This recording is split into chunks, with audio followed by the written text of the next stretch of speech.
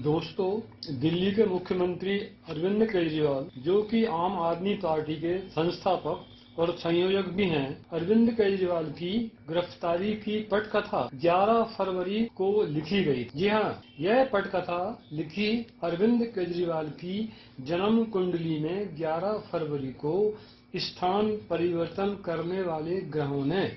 यह कोई शगुफा नहीं है।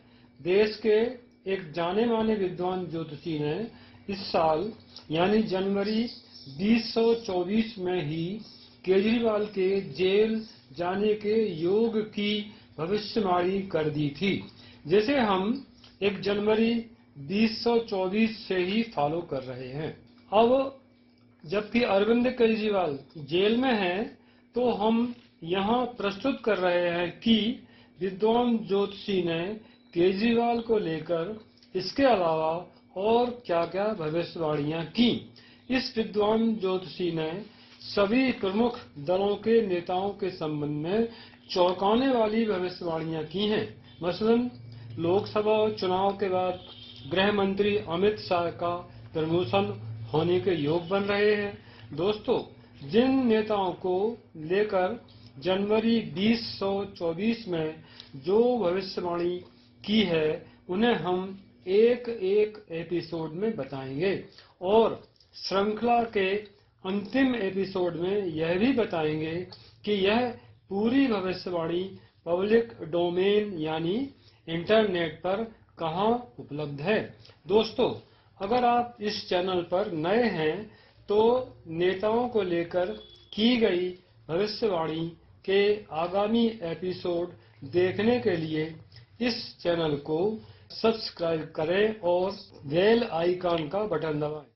दोस्तों, भारत के लिए यह साल 2024 कोई साधारण साल नहीं है। यह देश के लिए अगले 5 साल की पटकथा लिखने वाला साल है। कौन नेता देश में कितना किरदार निभाएगा, यह उसकी किस्मत से पता चलेगा। इस पर एक विद्वान ज्योतिषी क्या कहते हैं, सुनिए उन्हीं के शब्दों में। दोस्तों, यहां बता दें कि इन विद्वान ज्योतिषी का परिचय हम इस श्रृंखला के अंतिम एपिसोड में कराएंगे। बहरहाल विद्वान ज्योतिषी कहते हैं कि मैं किसी पार्टी का अनुयायी बनकर कुंडली नहीं देखता। जब मैं कुंडली देखता हूं तो ज्योतिषी बनकर देखता हूं। जब मैं अंक ज्योतिष की गणना करता हूं, कुंडली की गणना करता हूं, तो मैं ग्रहों की स्थिति देखता हूं। मैं यह नहीं देखता कि अमुक व्यक्ति किस पार्टी का है। तो अरविंद केजरीवाल की कुंडली पर आने से पहले मैं बात करता हूं कि साल 2024 में ग्रहों की क्या स्थिति होगी। शनि देव, जिन्हें हम न्याय का देवता कहते हैं, जो ग्रहों में सबसे ज्यादा इफेक्टिव होते हैं, ग्रहों में जिनका सबसे ज्यादा असर दिखाई देता है। शनि देव की 2024 में क्या स्थिति रहेगी, तो 11 फरवरी को शनि देव अस्त हो जाएंगे। शनि देव अभी कुंभ राशि में हैं और पूरे वर्ष कुंभ राशि में ही रहेंगे।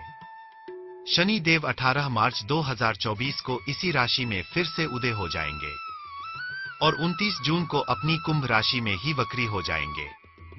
अब हम बात करते हैं उन दूसरे ग्रहों की जिनका बहुत असर होता है, जिनसे लोग डरते भी हैं। यह ग्रह हैं राहु और केतु। यह दोनों ग्रह पिछले साल 30 अक्टूबर 2024 को अपना स्थान परिवर्तन किए हैं। राहु मेष राशि से मीन राशि में आ गए और केतु तुला राशि से कन्या राशि में आ गए। यह दोनों ग्रह 18 महीने तक यहीं पर रहेंगे। वहीं से यह ग्रह अपनी अनुकूलता देंगे और अपना प्रभाव दिखाएंगे। अब हम बात करते हैं बृहस्पति देव की, जिनकी ताकत सबसे ज्यादा होती है। वे लोगों को धन की प्राप्ति कराते हैं और बुद्धि के स्वामी भी होते हैं। उनके बिना कोई कुछ नहीं कर सकता। तो बृहस्पति देव मेष राशि में हैं और यहाँ वे 1 मई 2024 तक रहेंगे और उसके बाद वृषभ राशि में आ जाएंगे। वृषभ का स्वामी शुक्र है। शुक्र और बृहस्पति की आपस में युति नहीं बनती, इसलिए 2024 में पूरी दुनिया में प्रतिकूल भी होगी तो कुछ को अनुकूल भी होगी। यह 1 मई के बाद पूरी दुनिया के लिए प्रतिकूलता दिखाएगी। सूर्य अभी धनु राशि में है। मकर संक्रांति आते आते धनु से कुंभ में आ जाएंगे। अब हम बात करते हैं कि ग्रहों की स्थिति अनुसार किसका सितारा चमकेगा। 2024 में कौन होगा प्रधानमंत्री। कौन प्रसिद्धि पाएगा, किसको अपमान, अपयश की प्राप्ति होगी, कौन सा गृह किसे अच्छा लाभ देगा और कौन गृह किसे ज्यादा हानि पहुंचाएंगे। तो सबसे पहले हम दिल्ली के मुख्यमंत्री और आम आदमी पार्टी के संस्थापक अरविंद केजरीवाल की कुंडली पर चर्चा करते हैं।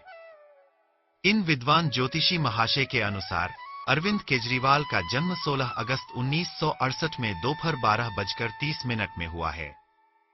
केजरीवाल की कुंडली वृषभ लग्न की है। उनकी राशि मेष है। मेष राशि में शनि और चंद्रमा एक साथ बैठे हुए हैं। राहु एकादश भाव में बैठे हैं और केतु पंचम भाव में बैठे हैं।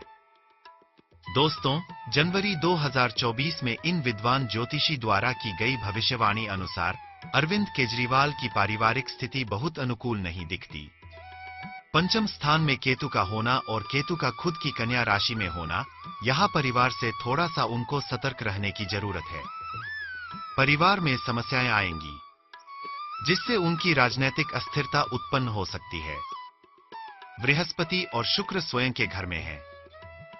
बृहस्पति और शुक्र का एक साथ होने का मतलब है उनके साथ जितने भी संगी साथी हैं, शत्रु और मित्र दोनों उनके एक साथ रहते हैं और अचानक शत्रु बनकर कुछ उनके अपोजिशन में आ जाते हैं। शनि केजरीवाल के भाग्य कारक हैं और शनि 11 फरवरी 2024 को अस्त हो जाएंगे। इसका मतलब है साल के शुरुआत में ही शनि देव का अस्त होना, यानी न्याय का अस्त होना, और न्याय अनुकूल नहीं होने का मतलब है शनि इनको परेशानी पैदा करेंगे। शनि के अस्त होने से हो सकता है कि इनके जेल जाने के योग बनते हैं, क्योंकि अभी उनकी कुंडली में जो अनुकूलता बन रही है वह केवल और केवल बुध से मिल रहे लाभ के कारण।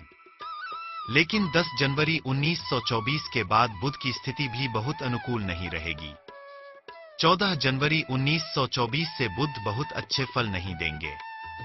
शनि और गुरु के कमजोर होने से साल 2024 अरविंद केजरीवाल के लिए बहुत अनुकूल नहीं होगा कि राजनीति में कोई बड़ा चमत्कार दिखा दे। हाँ, वे लीडर हैं और शनि दबे कुचले गरीबों के देवता हैं, इसलिए शनि देव उनको दबे कुचले गरीबों का नेता बनाते हैं। दबे कुचले गरीब लोग इनसे बहुत ज्यादा आकर्षित होंगे।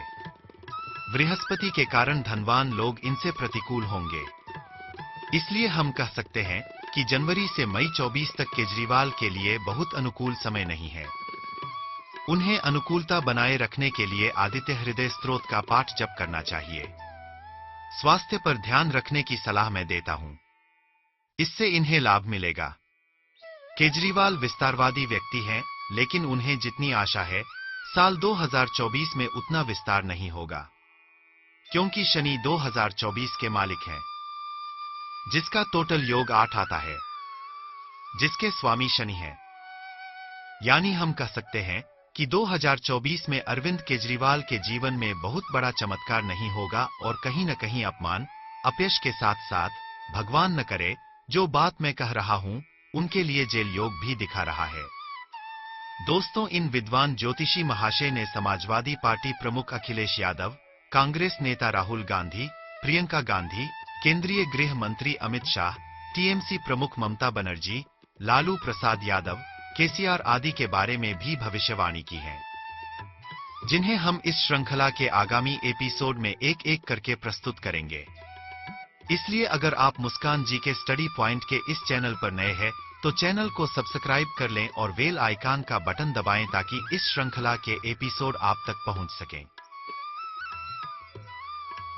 भाइयों और बहनों, अगर आप सामान्य ज्ञान स्टडी पॉइंट के इस चैनल पर नए हैं तो इस चैनल को सब्सक्राइब कर लें और बेल आइकन को दबा दें ताकि ज्ञानवर्धक और रुचिकर वीडियो आप तक पहुंच सके। धन्यवाद।